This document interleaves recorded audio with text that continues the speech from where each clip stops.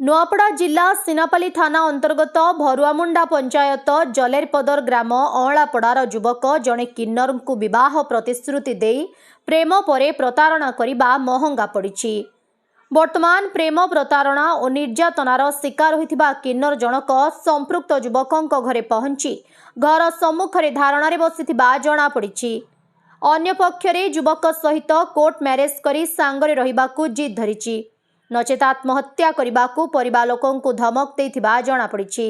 संपृक्त युवक जनक जरेलपदर अँलापड़ा निवासी फुलचंद बाग को पुत्र बेलाल सेन बाग बयस 25 होइथिबा बेले किन्नर जनक टिटलागढ़ अंचलर रिया तांडी बयस 23 बोली सूचना मिली। प्राप्त खबर अनुसार आज को दीर्घ 4 वर्ष तलू उभयंक मध्यरे प्रेम संपर्क गढ़ी उठिथिला। उभय गत 4 वर्षरू एकाठी रही आसुछंती। किछि दिन बाहर रहुथुबा बेले किछि दिन युवकंक घरे रहुथिले। दुहिंक मध्यरे एते निबिड़ प्रेम संपर्क थिला जे केबे अलगा होई परि दुहिंक मध्यरे एते निबिड़ प्रेम संपर्क थिला जे केबे अलगा होई रही पारु नथिले। युवकर परिवार लोके मध्य तांको सहमति प्रकाश करिथिले जेहेतु किन्नर जनक युवक घरे अबाधरे रही पारुथुला। इतिमध्यरे निजर प्रेम जीवन को आहुरी सुमधुर करिबा पई किन्नरक यौनांग को सर्जरी करने को युवक जनक प्रवर्ताइथिला।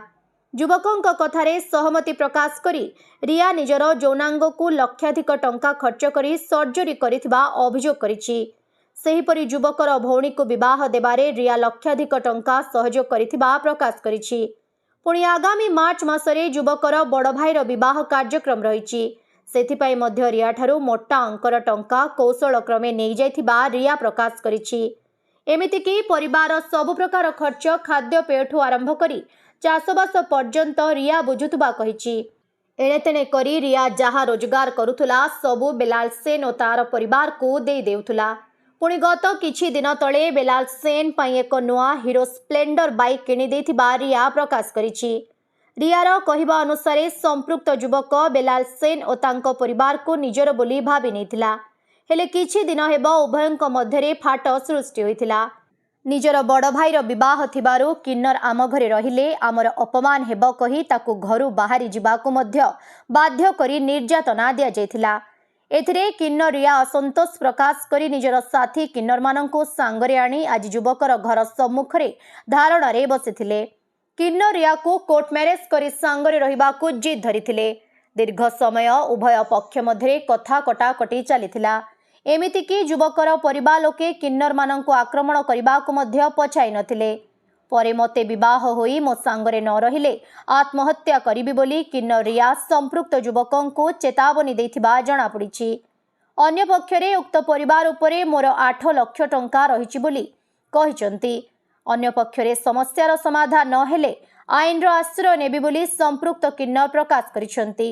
एने युवक तथा परिवार लोकों मतामत नेबाकू चेष्टा करथिले मध्य मतामत मिली पारि नाही। अन्य पक्षरे उक्त घटना अंचल रे एक चर्चार विषय पलटिछि। मुई मतलब प्रोग्राम कर बोलुथिले आगे जेते दिन मतलब मते देखला फोन नंबर नेला कथाबार्ता लागला मते आ मतलब कि मोर संग मास जुग बस बस रही गला। तब मते कहला कि मतलब कि तू तो मतलब कि मोर संग अच्छु मैं कहली तू गोटे पिला है मतलब तो संग रहिलो किसी मतलब नहीं मते देला बैली से मते कहला कि मतलब तू मत बॉडी चेंज कर बोला मैं बॉडी चेंज कर हां रहिबी बोला। तब बॉडी चेंज कर बोला हां रहिबी बोला मते ऑपरेशन कर नेला पठे देला मते पठला। तब मते 3 वर्ष हैला 3 वर्ष रे मते घरे मोर संग मते चक्कर नहीं मोर फोन पानी करूचे मोर पैसा सब खाइचे मतलब कि मते भरोसा करा तार घर काई थी कि नहीं कह।